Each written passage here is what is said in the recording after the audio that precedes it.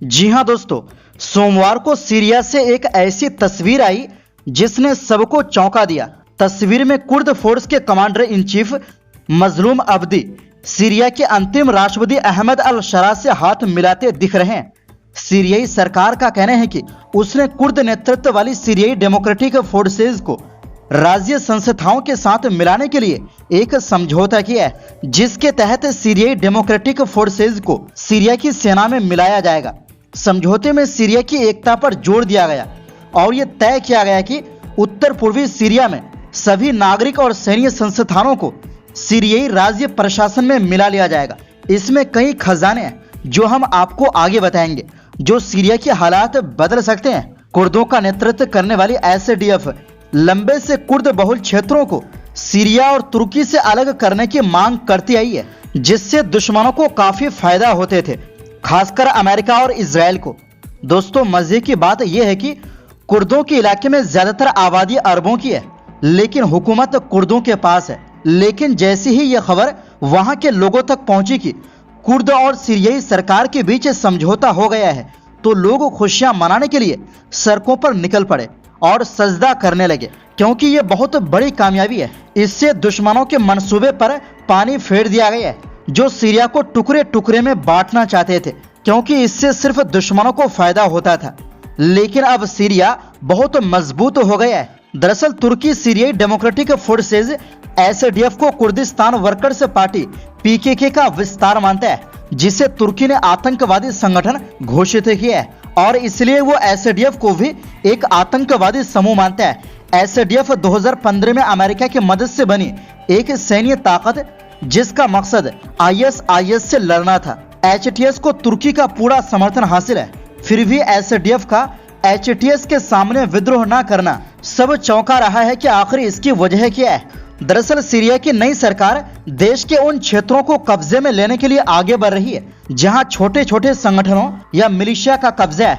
अल शरा सरकार ने देश में सभी से हथियार डालने के लिए कहा, लेकिन देश के तटीय क्षेत्रों में रहने वाले अलावी समुदाय ने यह करने से मना कर दिया और सीरियाई सेना पर हमला बोला। अलावी समुदाय को पूर्व शासक असद का वफादार माना जाता है। अलावी समुदाय के खिलाफ चलाए गए सीरियाई फोर्सेज के ऑपरेशन में 1000 से ज्यादा लोगों की जाने गई है। अल शरा की सेना ने अलावी समुदाय के विद्रोह को बड़ी ही बेरहमी से कुचला है। कयास लगाए जा रहे हैं कि एसडीएफ को भी डर सताने लगा था कि अगर हमने समझौता नहीं करा तो हमारे साथ भी अल शरा की सैनिक ऐसा ही करेंगे। इसकी एक वजह यह भी दोनों ही पक्षों का असद विरोधी होना भी समझी जा रही है।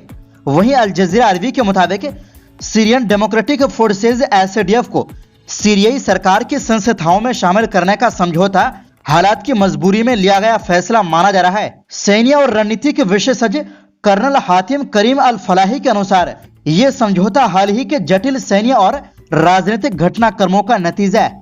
इस समझौते के पीछे 3 बड़े कारण हैं। पहला, अमेरिका ने उत्तर पूर्वी सीरिया से अपनी सेना हटा ली, जिससे एक सुरक्षा का खालीपन पैदा हो गया और एसडीएफ पर खतरे बढ़ गए। दूसरा, तुर्की लगातार एसडीएफ को खत्म करने की धमकी दे रहा है और उसने पहले भी सीरिया के कुर्दिश इलाकों में हमले किए हैं। एसडीएफ को लगा कि अगर वो सीरियाई सरकार के साथ नहीं जुड़ी तो तुर्की उसका सफाया कर सकता है। तीसरा, सीरिया सरकार अब अपने कंट्रोल से बाहर के सशस्त्र समूह को खत्म करना चाहती है और इसके लिए उसने एसडीएफ को अपने अंदर शामिल करने का फैसला लिया।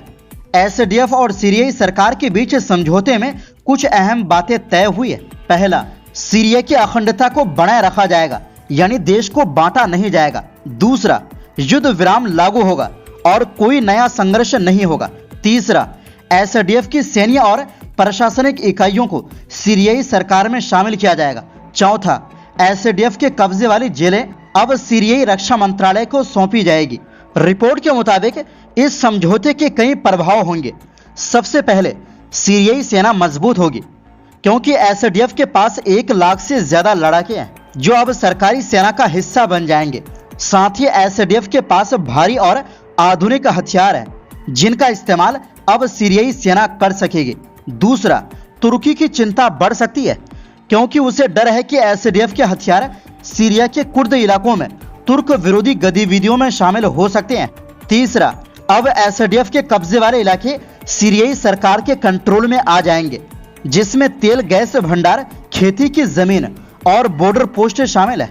यानी ये वो खजाना है जो सीरिया के हालात बदल सकते हैं। और सबसे ज्यादा तेल गैस के भंडार इन्हीं क्षेत्रों में है, मतलब जहां एसडीएफ का कब्जा है। ऐसे में अब सीरिया के सभी लोग इसका फायदा उठा सकते हैं, जिससे तेल और गैस के दाम कम होंगे। हालांकि इस समझौते के सामने कई चुनौतियां भी है।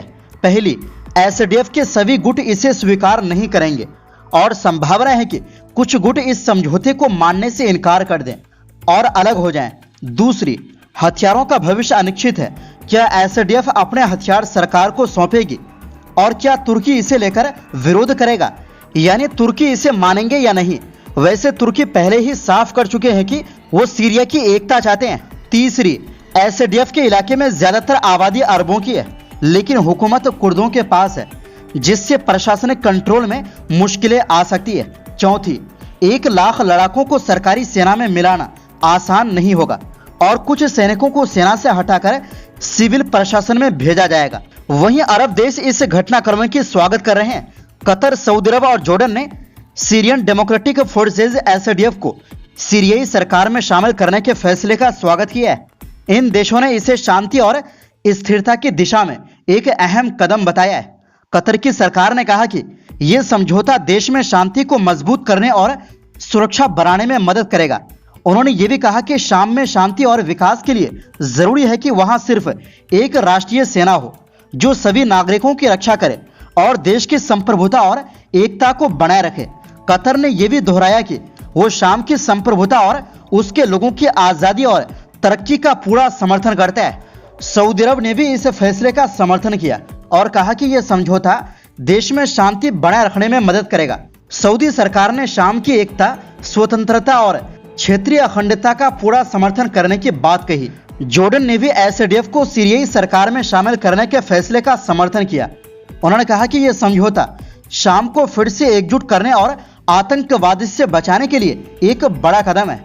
जॉर्डन ने यह भी कहा कि वो शाम को मुश्किल दौर से निकलने और एक स्थिर देश बनाने में मदद करने के लिए तैयार है। दरअसल एसडीएफ 2015 में अमेरिका की मदद से बनी एक सैन्य ताकत थी, जिसका मकसद आईएसआईएस से लड़ना था। इसका सबसे बड़ा घटक कुर्दिश वाईपीजी यानी यूनिट्स ऑफ पीपुल्स प्रोटेक्शन है। इसमें महिला सुरक्षा इकाई वाईपीजी और कुछ अरबों सीरी एक गुट भी शामिल है। कुल मिलाकर यह समझौता सीरिया के राजनीतिक और सैन्य समीकरण को पूरी तरह बदल सकता है। हालांकि इसमें तुर्की की प्रतिक्रिया, एसडीएफ के सभी गुटों की सहमति और प्रशासनिक समस्याएं अहम चुनौती होंगी, लेकिन फिलहाल ये मुस्लिम दुनिया के लिए एक अच्छी खबर है। वैसे सीरिया में हुई इस घटनाक्रमों पर आपकी क्या राय है? अपनी राय कमेंट बॉक्स में जरूर दें। फिलहाल के लिए इस वीडियो में बस इतना ही।